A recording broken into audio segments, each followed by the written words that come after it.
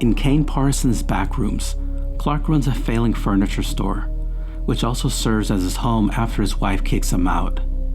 His life is in shambles, but then one day he notices a thin strip of light emanating from a wall in the basement. Curious, he leans into it, as if to listen for something, and then he falls through the wall and into an alternate reality we know as the Backrooms. The Backrooms comprise an endless matrix of empty offices and hallways, adorned with sickening yellow wallpaper and fluorescent lights. Here, there's no actual business, no boss, no employees, no tasks. This space is merely a poorly constructed copy of Clark's reality. But here's the kicker. Clark didn't fall into this illusion of reality. He was already living in one, and so are we. In his essay Simulacrum and Simulation, Baudrillard argues that modern culture has transformed the signs of our world into simulacra, that is, copies of reality that are not actually based on reality. For example, here's an image of Princess Diana. Now here's a digitally enhanced version of the same photo, which is a copy, but a copy based on reality.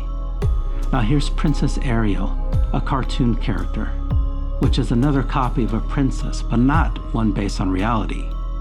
Lastly, we have Giselle from the movie Enchanted. She too is a copy of a princess, but a copy of Princess Ariel and other Disney princesses. Thus, Giselle is a copy of a copy not based on reality. According to Baudrillard, modern society is surrounded by such copies, which he calls simulations.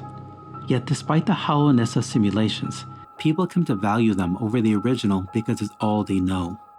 I mean, children interact with Disney princesses 1,000 times over before they learn about real monarchies. This probably sounds like erudite bullshit, but this actually plays out in the real world all the time. Consider Emily Hart, a social media influencer who positioned herself as a pro-Trump nurse, but she turned out to be an AI-generated avatar created by a 22-year-old male medical student in India. Emily Hart is a copy of a mega stereotype that does not exist, yet for many, she became very real. And this is the world we live in, where we can't distinguish between reality and a simulation of reality. Baudrillard called this condition hyper-reality.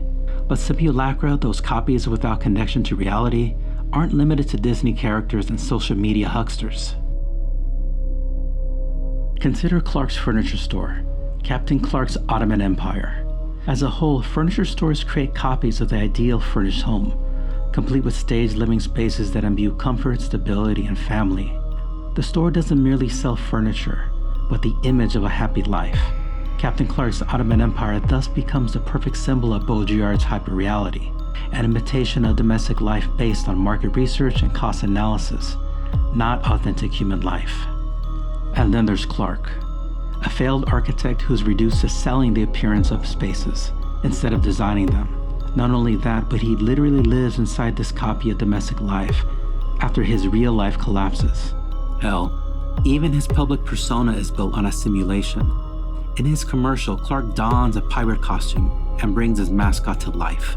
In this role, he speaks in that stereotypical pirate voice with the exaggerated yars. But real pirates didn't speak like this. Clark bases his performance on a simulation of a pirate, made famous by Robert Newton in Blackbeard the Pirate, not reality. In other words, Pirate Clark is a copy of a copy with no connection to reality. Of course, Clark is unaware of his hyper-reality, and that's the point. The Backrooms contain myriad oddities. Furniture is inexplicably piled in the middle of one room. The text on a stop sign is backwards. A hallway drops diagonally into the floor below. Doorways are angled sideways and built far above ground. A ship's wheel is lodged into the ceiling line. Hallways lead to a seemingly endless array of other hallways and offices. And all of this captivates Clark. Remember, Clark was once an architect, someone who imbues meaning into physical space. He abandoned that calling in order to pay for his wife's law school tuition, a choice he's come to regret. Now his life is a cruel parody of an architect's purpose. Instead of designing space, he fills it with things. So for Clark, the Backrooms become a wonderland of exploration and expression. While he doesn't design the spaces within the Backrooms, not consciously at least, His architectural background leads him to believe he can deconstruct and thus understand this mysterious place. In short, the backrooms motivate him in a way his reality can't. It also offers him a space to retreat from the reality that rejects him. In his final scene with his therapist, Dr. Klein, Clark admits that he doesn't want to change. As Klein points out, Clark refuses to take responsibility for his failed architecture career, his alcoholism, his failed marriage, or his failing business. Instead, he just whines. So by staying in the backrooms, he never has to take ownership of his awful life. In effect, the backrooms shelter him from the reality that he's a shitty person. But the backrooms also drive Clark mad. At some point, he kills his assistant manager, Kat, ostensibly because she tried to escape and warn others about the backrooms, which would endanger Clark's ability to settle there, which would mean returning to the real world and the mundane life as a multitudinous failure. In addition to space, the backrooms also recreate the people who enter it, though like its architecture, it doesn't get the human details quite right. Nothing demonstrates this more than its grotesque copy of Clark as his mascot, not the human. It's as if the backrooms can't distinguish Clark from a simulation. This, combined with the fact that the copy bites into and ultimately kills Clark, creates a somewhat obvious metaphor. Clark's simulation figuratively and literally consumes him. His death merely literalizes his collapse from reality. Through Clark's transformation, the film suggests that modern life has become a labyrinth of artificial environments and manufactured identities that slowly erode our humanity. To Baudrillard, society has replaced reality with signs of reality. It might sound like bullshit, but look around you.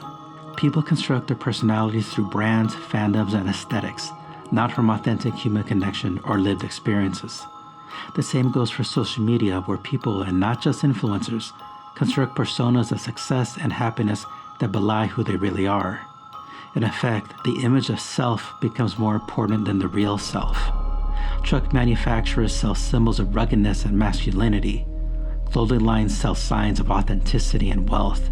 Opinion polls now shape opinion instead of measuring it.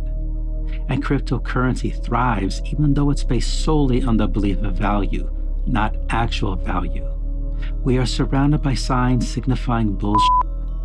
We all know this, yet we go along with it anyway. If you enjoyed this video, like and subscribe for more film analysis. Until next time.